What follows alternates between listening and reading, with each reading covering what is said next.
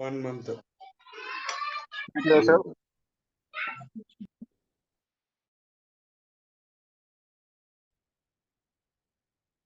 Hello everyone. Welcome to the new sessions of Docker and Kubernetes. So where we are going to learn about the containerization and orchestration. So what we are going to see in this entire sessions, as this is the first day of the session, we are not going very in deep into the technicalities. We are just going to what are the requirements, what we need to understand, all the things. So here when you go to this, so what we are going to learn. Okay, so here we are going to learn about Docker. It is also known as containerization, and next one is Kubernetes, which is nothing but orchestration. So what is this containerization and what is this orchestration? We will have a very deep analysis about this, and we are going to learn each and every comprehensive concept of that in detail and in brief concepts we are going to learn. Okay, so before we dive into the concepts, I just want to know the people who are attended to the session, what are your experiences towards Docker and Kubernetes, and what are your expectations towards Docker and Kubernetes, and why you want to learn Docker and Kubernetes? What is the necessity for you to learn why Docker and Kubernetes? Before you say about the why Docker and Kubernetes, let me ask you, do you have any prior knowledge about AWS? Any cloud, not only AWS, either it might be Azure also, any cloud, or do you have any hands-on experience of AWS or Azure, or what are your primary background details, like what is your work professionally, what are your what I can say designations, and why you want to learn Docker and Kubernetes? I just want to know about that, and if I get a detailed information about that, then we will proceed ahead into what are the prerequisites, syllabus, and what you need to have to learn Docker and Kubernetes. What I will provide to you in what I can say, whatever the class videos or documents, what I am going to provide to you, and I will explain you about myself. So there we will end up the session with a simple comprehensive discussion. Yes, you can start by introducing about yourself and just explain me why you want to learn Docker and Kubernetes. Do you have any prior knowledge on cloud computing? Waiting for your response.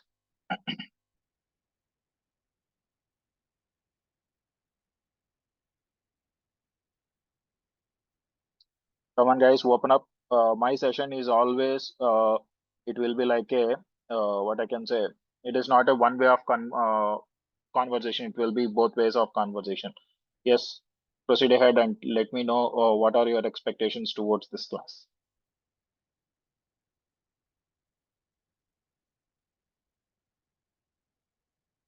Speak out. We don't have all day.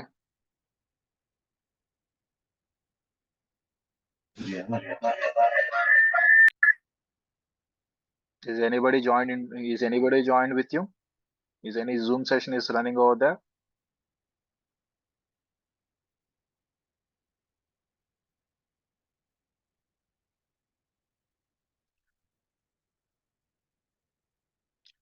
Okay, I will call them then.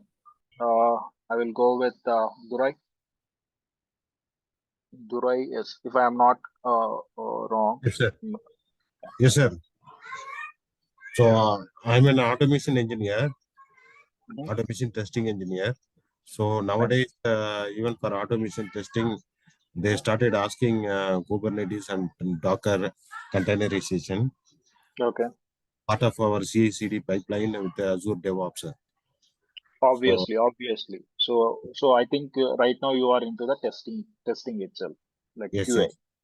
Yeah. Go on. So you want to learn because you have to implement the CI/CD for automated testing, and you have to write the cases for what product you are. My test should be in automation with a single click deployment, and then the CI/CD pipeline with Docker containerization, and also to make a pipeline easier, Kubernetes, and also with Terraform. So these skills people are started asking. So do you have knowledge on Terraform also? No, sir. Okay, no problem. Yeah. Yeah. So you are from the testing background and you want to learn Docker and Kubernetes to know how you can implement the testing application on an containerization platform and how to maintain that testing application highly available for the process. Yes. If I'm not wrong. Yes. Okay, cool. Yes, any another person? Please go on. Please explain about yourself. Guys, if there are multiple monitors or multiple people are watching into that, please totally mute your systems. Please totally mute your speakers. Then only you are able to speak out. Like the other system speakers should be totally muted. Yeah. Yes, Shaker or Naidu. Please explain about yourself and why you want to learn this. Go on. Go on. Yeah, hello. Yes. Hello. Yeah, this is Chiranjeevulu. Actually, Hi. I'm working in the same automation experience, and I'm looking for the Docker and Kubernetes for cloud computing purpose. For cloud computing purpose, you want the Docker and Kubernetes, or in cloud computing, you want Docker and Kubernetes to be implemented, like in AWS or in Azure. Yeah, maybe in coming projects, they are looking for with AWS or Azure, any cloud system. They are doing for deployment purpose in using the Docker images and Kubernetes deployment purpose. Fine, fine. Yeah. So you want to learn Docker and Kubernetes for your future Yeah, needs. yeah, correct. Do you Future have enhancement purpose, yes. do you have Nowadays, any knowledge on market cloud? was in more people are looking in these areas. Exactly. Do you have any knowledge on cloud? Earlier, I worked AWS S3 and EC2 instance, but not in any other areas. Okay. If And you have knowledge on for AWS, DevOps that's side, more I than. worked Jenkins and Azure DevOps. I'm not talking about the DevOps. I'm talking only about the cloud. If you have knowledge on cloud computing, that's more than enough. Okay. Yeah. Okay. Thank you. Yes. Fine. Thank you, Deeptika. And any another person want to talk about share your experiences and why you want to learn Kubernetes, Docker and Kubernetes. I cannot pinpointly call someone and ask the thing. So please open up yourself.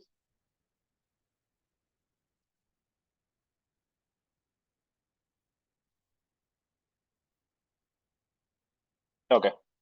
So, anyways, I hope that the candidates who are attending to this session are having a basic knowledge. So, if you don't have the basic knowledge, also it is not a problem. Let us have a brief discussion into what you are going to learn and why you want to go for Docker and Kubernetes. What is the necessity? Before you go into the Docker and Kubernetes, let me explain you a small thing. It is not related to your Docker and Kubernetes. It is related to your entire cloud computing platform.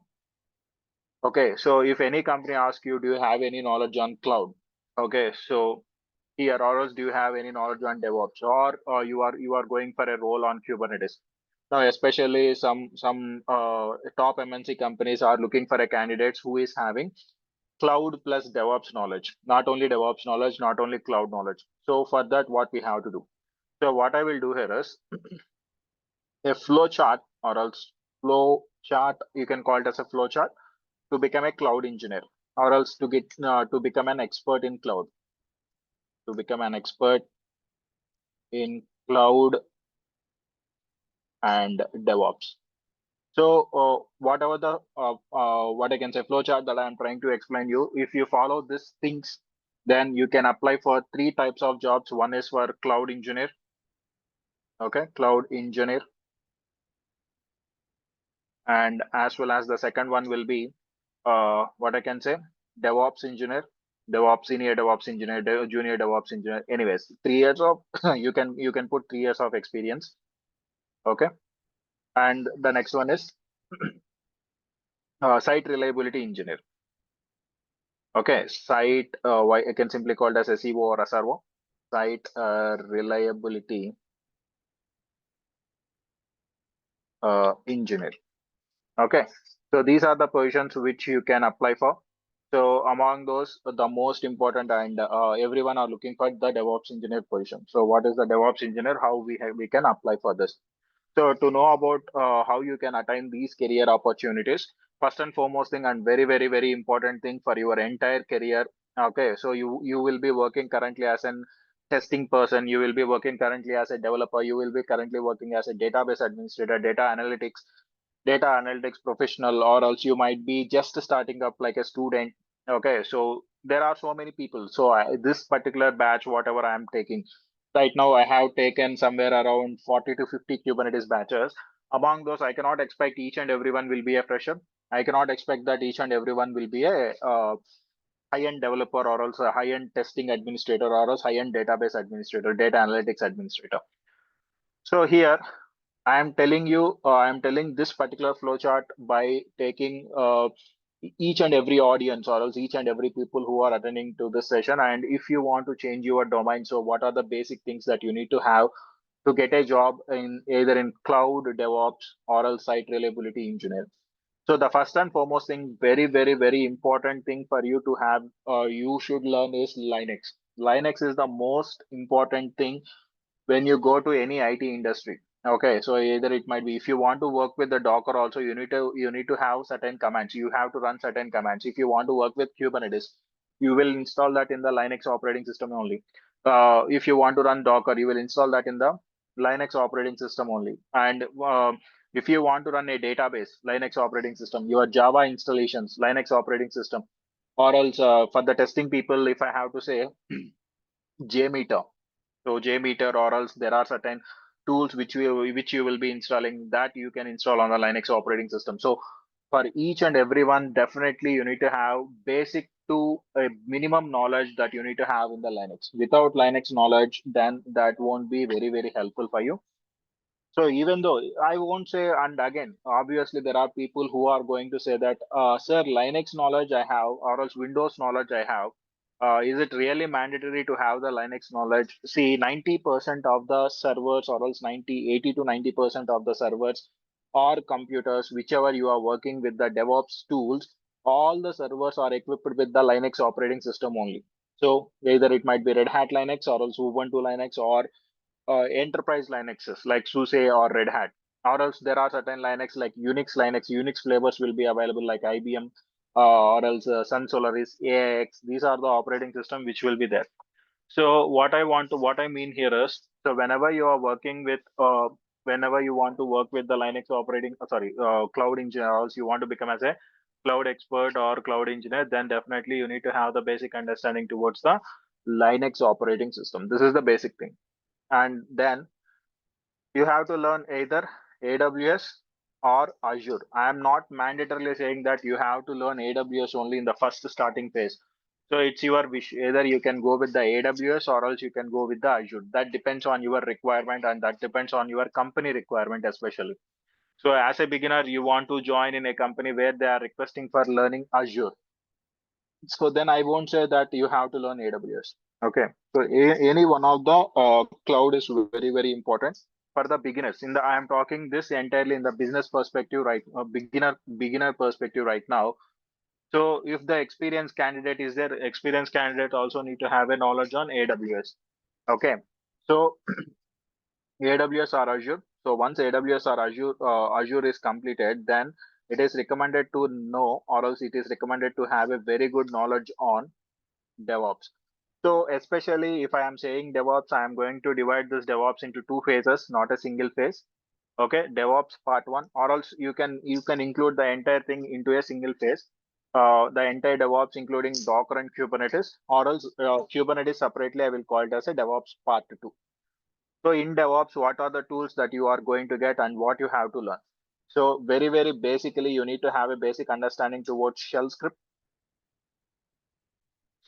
and the second one will be Git, and the third you have to learn Terraform, So each and every company now, most number of the companies who are migrating from the on-premises environment to the cloud environment. Here you have a word called as on-premises and cloud. Very, very important. We'll discuss about that once you have a brief understanding about the learning process on-premises and cloud. We'll discuss about this. So Terraform, and the next one is Ansible. Okay, Terraform, Ansible, and the fifth one will be Git, Terraform, Ansible, Jenkins. Everyone is asking that Docker, and Kubernetes, and then monitoring tools like Prometheus, and Grafana, or you need to have Nagios. Okay, and the next one will be SonarQube, or else any code quality testing tool. Either it might be SonarQube or else any another thing. When you come to the Jenkins, you can use Bamboo also. Bamboo is also one of the, what I can say, CI/CD pipelining tool. Okay, so these are the basic things which you have to go through. And there is one more thing, Maven. See, basically what I want to tell you here is I am not a very good developer. Frankly speaking, I am a system administrator. My basic, let me introduce about myself so that you will get to know about my particular my particular designation, and then you will understand on what basis I am running my show, like what are the jobs that I am getting right now. So basically, I have 13 years of experience into the teaching field and as well as training field, and as well as I am having 10 years of experience into IT industry, where I work for. Beginning, I have started with the system administrator. I started as a system engineer. Basically, I work for the Microsoft products. Later, I have promoted as a system administrator, senior system administrator, where I used to work for somewhere around 600 servers across the ICICI Bank. So at the time, like you take 10 years back, I worked for the ICICI Bank, where I have to watch 600 servers, and I have to maintain those 600 servers. I, in the sense, my team has to maintain the entire 600 servers, and then every day-to-day monitoring and day-to-day schedulings will be there. Later, as this cloud got into the picture, so I started my working career into the, so AWS, and then Azure, and DevOps and Kubernetes. Right now, my company is requesting for the entire CI/CD pipelining tool with the complete tools. Either it's starting from the Git to Kubernetes, so we have to implement that with monitoring. So that is that's what my expertise is all about. When you come to the certifications, I'm a Microsoft certified administrator, and I'm a Linux certified administrator. I have a certified Kubernetes. I'm a certified Kubernetes administrator, as well as I'm an AWS Architect Associate certification certified also. So these are the certifications which I am having, and as well as Azure certifications is also I also possess the Azure certification.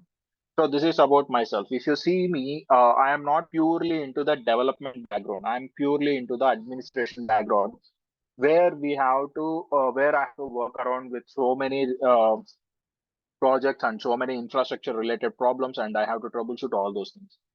Now, when you come to these particular concepts, so how this particular DevOps, or else how this Docker and Kubernetes will be helpful for me as a developer. Right now, I am a developer, or else right now I'm a database administrator, or also any another significant role that you are playing in your company. So whenever we are talking about this, so Docker and Kubernetes, the containerization platform or the orchestration platform. See, nowadays, nobody are going for the servers. So if you have a single server, inside the single server, so the companies are requesting the employees to run their entire environment in a small container. Now, what is meant by a container? We'll discuss about that in the next session.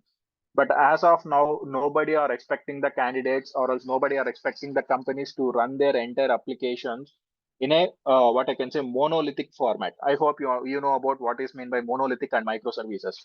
They want their application to be microservices, which means small pieces, where they can run this small amount of application in a container, and they can have the communication with the another service in the another container. Like that, they want to make their application. Now, what is the benefit of this? When you go for the monolithic and microservices, monolithic, if there is a single problem in a particular service of an application, then you have to modify the entire application. Simply saying, I have an application. For example, you are having IRCTC or else Uber. Let us take Uber as an example. Everybody are going on the taxis.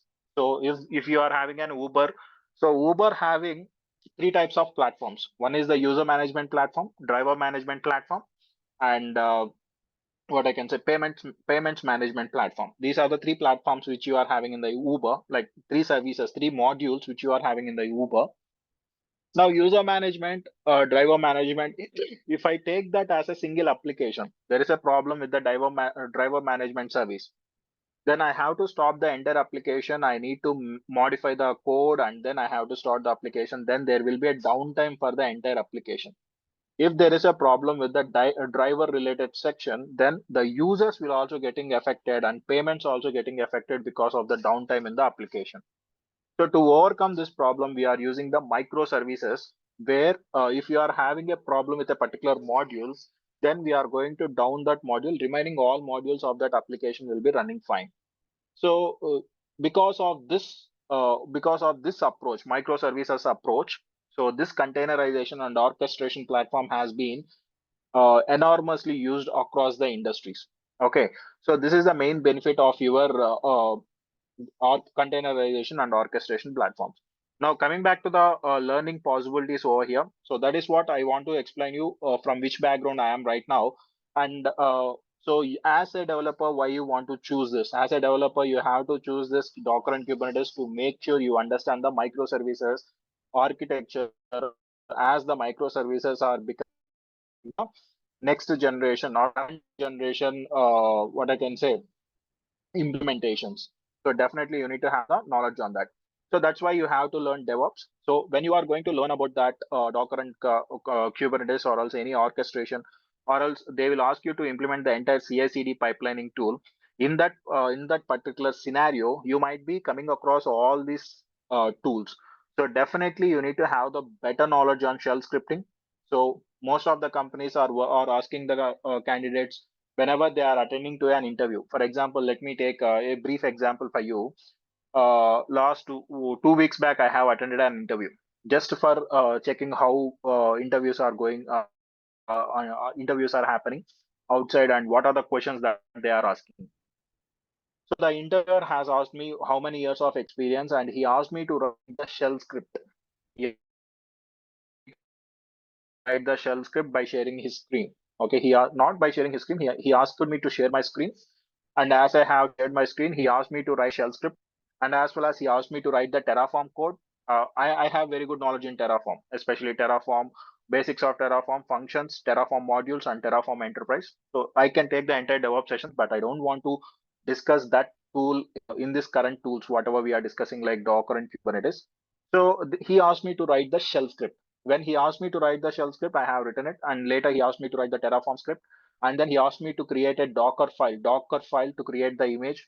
He asked me to write the Docker file, and later he asked me to write the multi-stage Docker file, and then he asked me to write a manifest file for the Kubernetes resources like deployments and services. So these things, he asked me a lot of things which I have to create and which I have to write in the interview. So the interviews are not going very smoothly in the interviews. They are going to ask you to write these type of things. So definitely you need to be equipped with all such knowledge. So this is the second stage. Here you can include two DevOps part 1, and then once you have learned this, then you can go with the DevOps part 2. Okay, so here DevOps part 2 is nothing but Kubernetes. I am not going to include Kubernetes in part 1, especially I am going to put this in the part 2. Okay, so why? Because DevOps itself will take 50 days. Whatever the tools that you want to learn, the entire tools will take some 50 days of time to learn. When you come to the Kubernetes itself takes somewhere around 15 to 20 days to cover. So my recommendation is that you have to learn the Kubernetes separately, not with the entire DevOps. That's my approach. If you are very good with the DevOps knowledge, then you can go with the Docker and Kubernetes. Once you have completed the Kubernetes, then you need to have a knowledge on Azure. Coming back to the point, Azure or AWS. When you have to do this, so for cracking the interview, if you want to crack the interview, this is more than enough. I am talking in the perspective of the freshers, not with the perspective of the developers who has joined the session. I'm talking in the perspective of the freshers and the developers who is eagerly waiting to learn Docker and Kubernetes. They are okay. They are already settled. They are working for a company. I don't have any what I can say questions for them or also, suggestions for them. Okay. So the people who are currently joined my session and who are freshers. So for freshers, this is more than enough. Up to Azure DevOps or else AWS and DevOps. Okay. Any one cloud with DevOps stage one is more than enough. And or else you can go with the entire thing. So up to stage two also you can go. So to join the company, once you have joined the company and you are having 1 year of experience, then you can go with the Azure. If you learn AWS over here, please learn Azure. If you learn Azure here, please learn AWS. Why? Because your projects, whatever the projects that you are going to get for your company, the projects will not be only on AWS, or else the project will not be only on the Azure. So either a few of the projects may be on AWS, a few of the projects may be on the Azure. So definitely the companies are requesting the candidates to have a cross-cloud platform knowledge. That is very, very mandatory for each and every candidate who are attending for a role for DevOps or else DevOps engineer, cloud engineer, or site reliability engineer. Definitely you need to have both the cloud knowledge. And later, still you have what I can say, still you have patience and still you have enthusiasm to learn. Then you can go for what I can say, Google Cloud Platform, GCP. And finally, it is recommended to have a single coding language, either it might be Python or Java or .NET anyways. So that's your wish. So this must be your entire flowcharts or else your journey towards to become as a cloud basic beginner cloud engineer to the cloud architect. So this is how you have to what I can say, place your career ahead. So yes, that's about how you have to learn the topics. Now, when you come to our topics, what we are going to learn here. Okay, sir, I totally understand whatever you are saying. You are saying that I have to learn all these things. Among those, what you are going to provide the training for us. Okay, so I'm going to provide the training on Docker and Kubernetes. These are the two tools which you are going to learn, which are very, very important. And right now, when you go for any interview, either it might be a fresher or else it might be an experienced guy, or else if you are having 10 years of experience, everyone are asking about the Kubernetes. Kubernetes is the current trend in the entire IT industry, where we have to integrate with the AI also. In the future, we have to integrate Kubernetes with AI and as well as the machine learning. These terms will be coming into the picture. So Kubernetes is trending in the entire IT world. So is that the reason why we have to learn Kubernetes? No, this is the scenario right now in the outside world. But when you come to the reality why we have to learn the Kubernetes, because of each and every company are not totally using the servers. They want to use the containerization platform. Now they are migrating from the on-premises in the sense from the what I can say, from the company area to the cloud environment. So in the company, you will be having a data center, you will have the physical servers. So the companies are not requesting the data centers or physical servers to run. So they want everything to be on the cloud. Okay, so they are choosing the cloud. Why? Because the main reason is you don't need to maintain that. Why I have to choose the cloud? So before I go into the topic of why I have to choose the cloud, do you have any questions to ask in the entire thing, whatever I have explained you up to now? So it's not a topic, it's a general discussion which I am keeping. Anyone who wants to discuss, you can unmute yourself and you can have a liberty to speak. Okay, you have all the freedom to speak. Do you have any questions to ask with me? Ask for me. Yes, any questions? No, as of good. Okay. Anyone want to add anything or else ask any questions? Am I clear with this?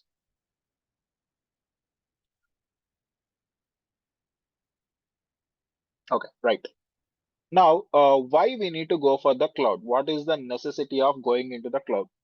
See, normal human tendency. Let us discuss about that. Okay.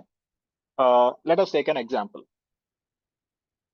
For your hometown, you can travel on a bus, or else you can travel on an aeroplane. Okay. Now the point is, the pricing of the bus is somewhere around 2,500 rupees. Now, for example, whoever it might be from Telugu states or else Tamil Nadu state, they might know. So the festivals are around the corner for us. So somewhere around 13th, from 13th onwards, the festivals are starting. If you want to travel to your hometown, then either you can choose bus or else you can choose the flight. Okay. So if you compare both the things, both are having same ticketing price. Okay. Same price is there.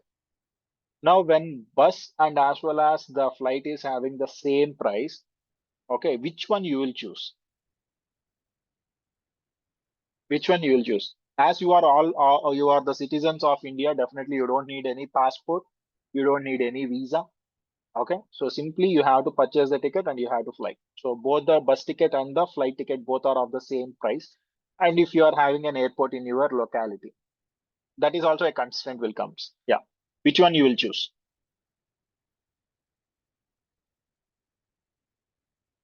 Yes, guys, come on, speak out. Which one you will choose? Either you will choose a bus or else you will choose the flight. Right now, for example, let me take one more example. Right now, I'm staying in Bangalore. I have to travel somewhere like east location, like Kolkata or some Odisha.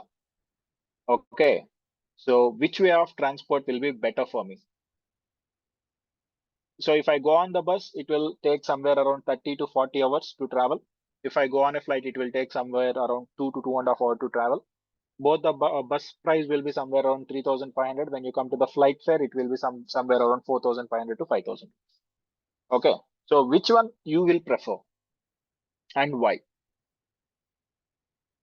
Speak out.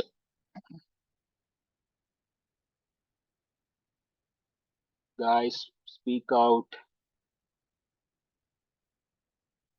Open up. Come on. Time saving to travel in flight. Okay. Considering the time and destination, it varies because a few cities doesn't have the airport. That I already said you. If you have an airport, definitely what you will choose. That is also included. Okay. So now, definitely, most probably I will be traveling on the flight. Okay. Why? Because I am having an airport in my locality. So definitely I will be traveling on the flight to save the time. Okay. To save the time and as well as to save like energy. So if I travel 40 hours continuously in a bus, definitely the travel period will be very high and I lose my entire energy. So what I will do, I will take a flight, 2.5 hours. I will travel to my city. I will settle down for 8 hours and I will start doing my work. But if I travel on the bus, then definitely 40 hours of rest. And then again, if you go to your hometown, then again, because of this 40 hours of journey, definitely you have to take a rest for minimum 12 hours. And then you have to start doing your work somewhere around 3 days will be captured for that. I don't want that things to be happen. So definitely I will go with the flight. So the point what you need to understand here is when you go for an on-premises environment, if you take an on-premises environment, in the on-premises environment, the stress and strain will be very, very high. What is the stress and strain?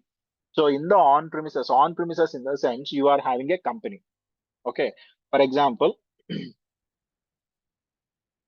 let me take a bank is there. So a bank is there. For example, this is my, what I can say, any bank, ABC bank is there. Okay. ABC bank is there. So they want certain software solutions. They want certain software solutions. And what they will do, the bank will not create the applications, right? So they will come to the IT consultancy services. Okay. IT consultancy services or IT services company. Okay. They will consult this company like TCS, Infosys, Wipro, like that. There are so many service-based companies are there or product-based companies are there. They will come. Okay. They will come to this company and they will ask for a quotation for what is the pricing to do the application. For example, our bank want a banking application. We want an what are the requirements of this bank? This bank requires internet banking. Everyone are using right now. Internet banking is one of the application, and later they want the mobile banking, and then they want the wallet. Okay, these are the services that they are asking. In the internet banking, again, you will get retail and corporate. I don't want to discuss about the banking infrastructure, but they will come and ask you. So we want these banking solutions. So now what they will do? So they will approach to a company. Excuse me. They will approach to a company. So here inside in the company, either it might be TCS or else it might be Wipro or Infosys, any company. Wipro, any company, they will come and they will ask for the solution to be provided precisely. Okay, so now inside this company, there will be a team of developers and testing candidates will be there. For example, there will be development team. So what they are going to do, they will create an application. Okay, this dev team is going to create the application, whatever the bank team has requested, either in the language or else either in Java or Python or .NET or Ruby. Like that, there are so many languages are available across the market. Depending on the requirement, they are going to create that. Once they have created, then that application will be going into the testing phase.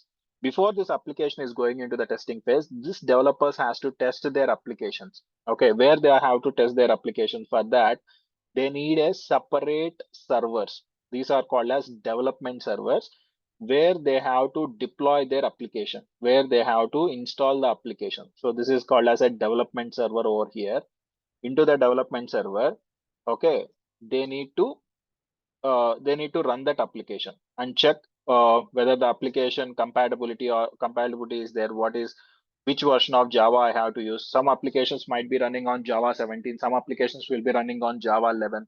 So what is my application compatibility? So everything the developer has to communicate with another team, and that team is called as an operations team. Majorly administrators will be there, system administrators, database administrators, or else I can call it as backup administrators, network administrators. So there will be so many number of administrators who will be working around the clock for the servers. Okay, so these developers will develop the code and put the code into this development server. Once the code is available in the development server and the application is up and running, now what should be happen here? There will be another team. There will be another team, and that team comes under the testing team. Okay, so in the development phase, when the application, excuse me, when the application is deployed on the development server, this testing team, what they have to do with the help of Selenium, or else with the help of what I can say, manual testing. Okay, manual testing, or else with the automation testing, like any application, they are going to test this development, whatever the developed application is there, they are going to test it. And if they found any bugs and everything, they are going to report it to the developers, and the developers has to fix that. And the right now with all the testing has been done, right now we are having a stabilized application. Now this application will not directly given to the users. Okay, so whatever the applications that you are seeing, either it might be ICICIbank.com, whatever the website that you are seeing right now in front of you, this application is not directly given to the customers. So now what they have to do, they will go for the user acceptance testing. What is that called as? UAT. There will be UAT. Again, in the UAT, we require more number of servers. Okay, in the UAT environment, we have to deploy that application, and we have to show this to the client. So this is how your application will be working out, and everything we have to give a demonstration on the UAT. Once client is accepted that particular application, then the server, or else then the application will be moved into the production state. Then the application, excuse me, then the application will be moved into the production environment. I don't have a place to place it, but anyways, take like this. Okay, now the application is in the production environment. So now what I have to do, this application will be available for the end customers. So this is the phase. Now in this entire phase, what is happening? So if you see here, there are more number of servers are required. So these servers, whatever the servers are there, these servers are installed on the on-premises environment except the production servers. So sometimes UAT will also be with the user only. Whoever the client is there in their environment, we will have the UAT and the production environment servers also. But when you come back to a few certain cases, you in the company you will have development environment and the UAT environment, and production environment will be with the client. Okay, so this is how happens. Now here in the company, who has to monitor these servers? So who has to purchase the servers? Who has to monitor the servers? Who has to manage the networking thing? Who has to manage the storage? Who has to manage the backupping of the servers? So this company has to recruit so many number of candidates for only maintaining the servers. So to maintain the servers, to check what is the CPU and RAM, to check what is the storage capacity, and to check what is the backup status, to check so many things, we need to recruit so many people. Forget about the people. What are the efforts that we have to put? Okay, so these are the main problems which we are facing with the on-premises environment. If you see that stress will be there every 24/7, there should be a person who should be monitoring this particular environment, and this is the main problem with the this is the main problem with the 1 second.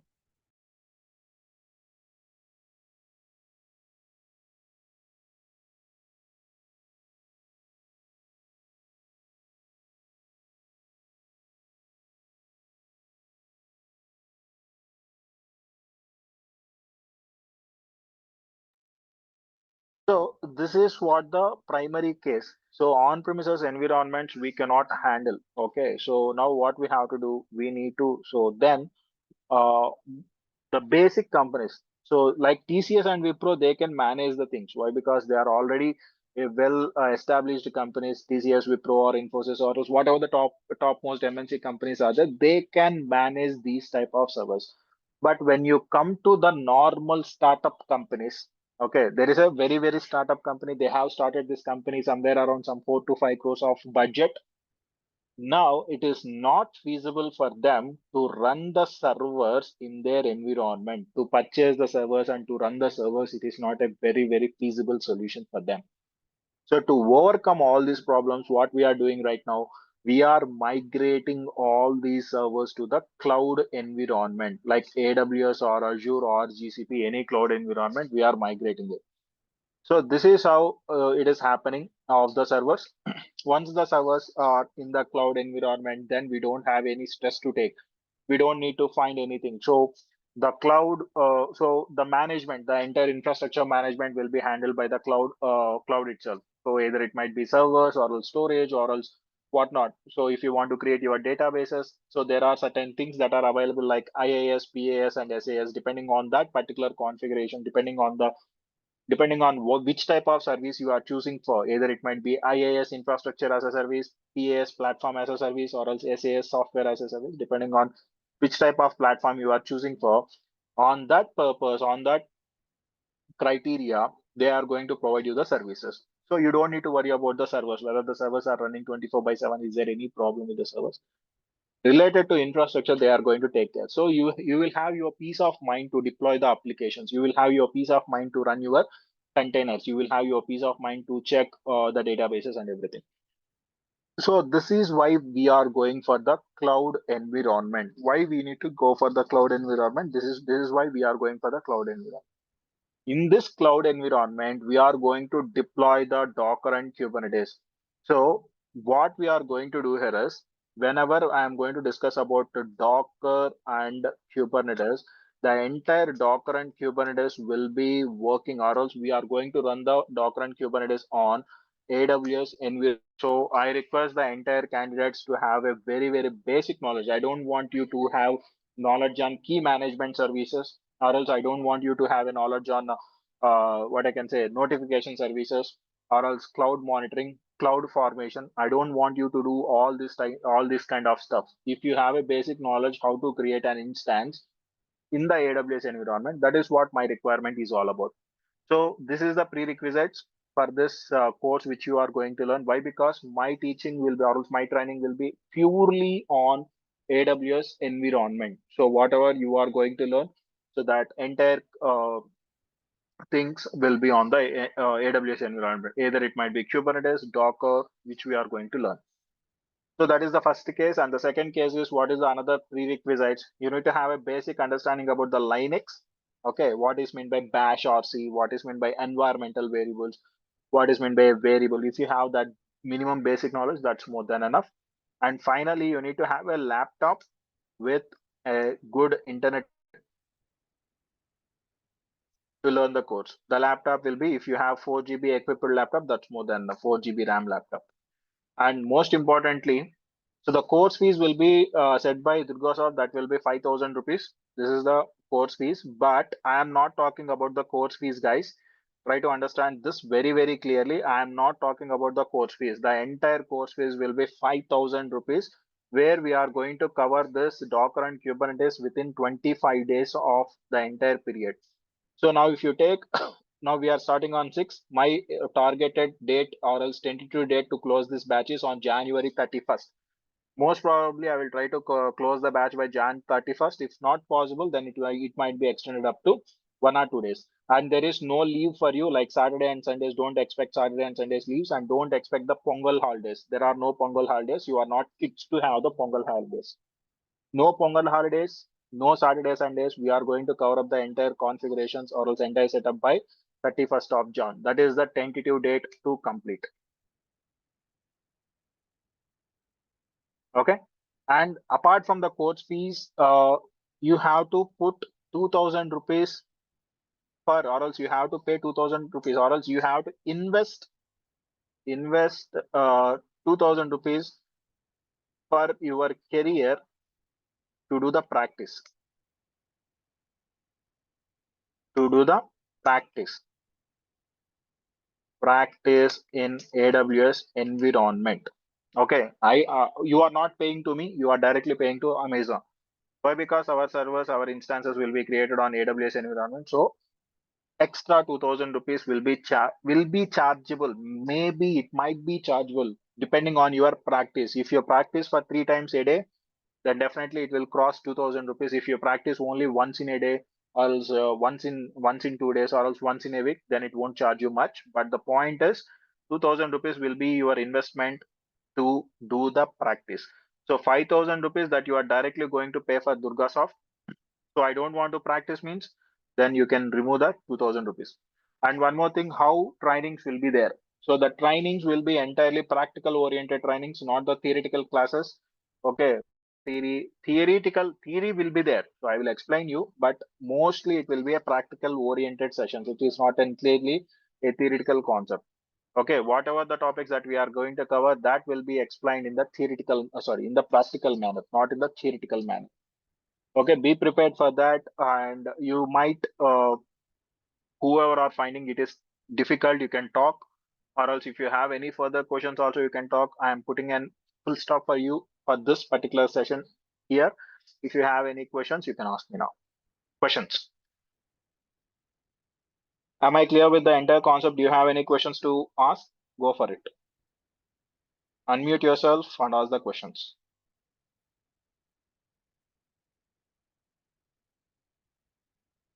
Questions? Yeah, one question. So is entire course is related to developers perspective, or it is like mostly with respect to DevOps perspective? See, here we don't have any developer perspective. Why you are see, what is meant by your development perspective? Like building manifests and how Building manifest will comes with the building manifest in the sense why you want to build the manifest. like creating YML files, like creating pods and these. That is obvious, right?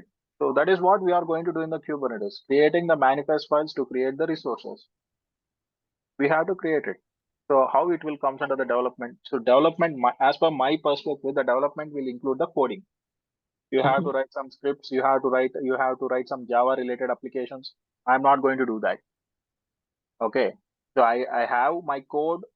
Whatever the relatable code is there, I will run that. I will show you for an example what we are going to do.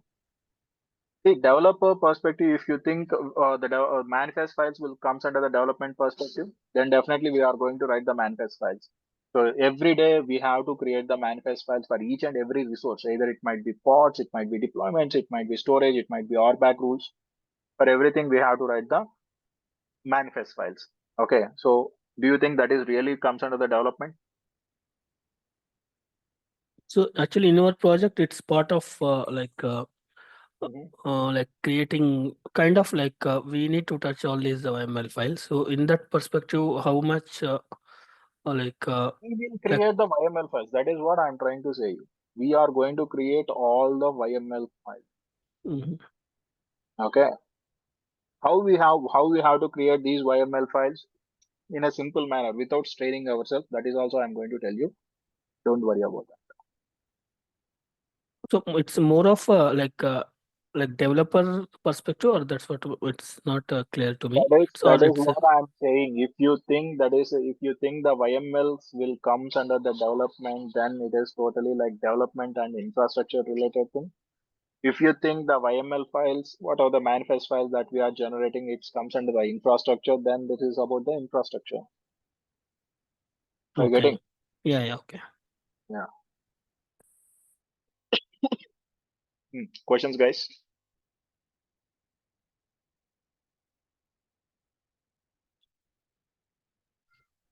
Sir, in Docker Kubernetes, some cloud concept also you will explain with the practicals. Everything will be practical. That is what I said you. In Docker and Kubernetes, whatever we are deploying on the cloud environment, and everything will be a practical oriented sessions. I am not going to give you theory. So if you are expecting the theory concepts, please don't expect that from my sessions. We are totally into practicals, especially the company related practicals I am going to tell you. Okay. So we should be prepared on AWS Azure. That is what I said you. You don't need to prepare entire AWS or Azure. If you have the basic understanding towards AWS to create the EC2 instance. Why? Because the entire topics which I am going to cover will be on the AWS environment. So if you have basic knowledge on AWS environment, how to create the EC2 instances, that's more than enough. Okay. Am I clear? Yes. Questions? After completion of this certificate, like this course, right? Is there any possibility like we can attempt any certification on Kubernetes? You can directly write the Certified Kubernetes Administrator Certification, EKA. Administration, okay. Yeah, but don't think that this course is enough for writing the certification. So I can help you to clear out the certification up to 60%, but the remaining 40% of the efforts that you have to put. What are the efforts? Getting the previous questions, understanding what is required, at least going through a few theory concepts. That is required from your end. So don't totally depend that this course is enough for me to clear out the certification. But by completing this course, you will have that what I can say confidence to clear the certification. You will have that confidence at least to attempt for the certification, but the remaining 40% is in your hand. So majority, like take 70% is in my hand and 30% is in your hand. Am I clear? Yeah. Yeah, regarding that AWS cloud now. So for that 2000 is there, no? That period will be it's for 1 month practice purpose, or how that will be? That depends. See, what I'm trying to say here is we are in Kubernetes. We are going to deploy minimum 3 T2 medium servers. Okay, one T2 medium server will cost you 4 rupees per hour. So which means that per hour 12 rupees will be charged. Okay. So if you do the practical for 3 hours, 36 rupees will be charged. That depends on into 30 days. If you do 30 days, so 36 into 30, somewhere around 900 or 1000 rupees you are going to charge. For the next cycle, for the next month, it will be, if you are trying to do the practice for the next month also, the same 36 into 330, somewhere around 1000 rupees. So if how many days you are doing the practicals, depending on that, the charges will be varying. Okay. Okay, got it. Yeah. Sir, in the course, Mhm.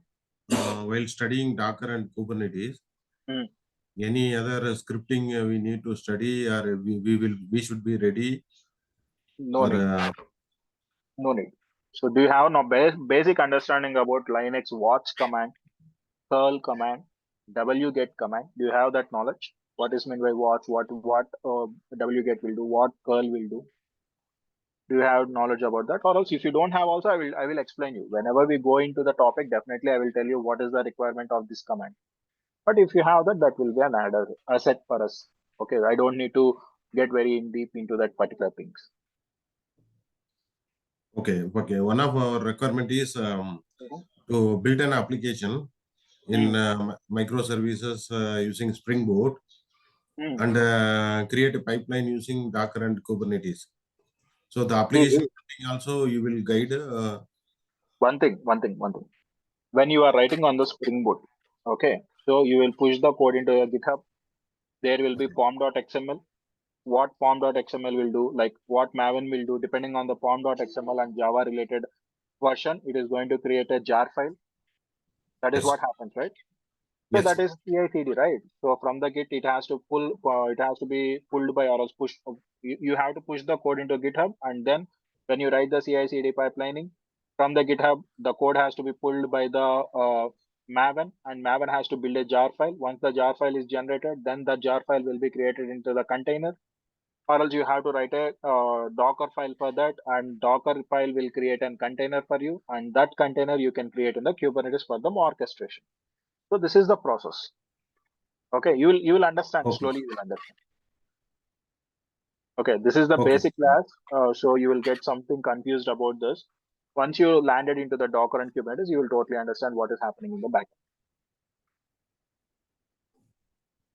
Okay. Okay. Yeah.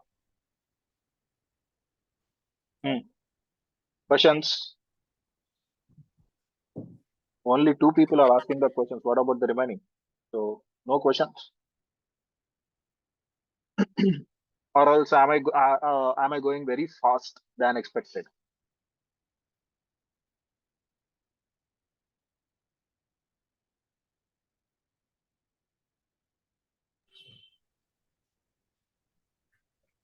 Yep.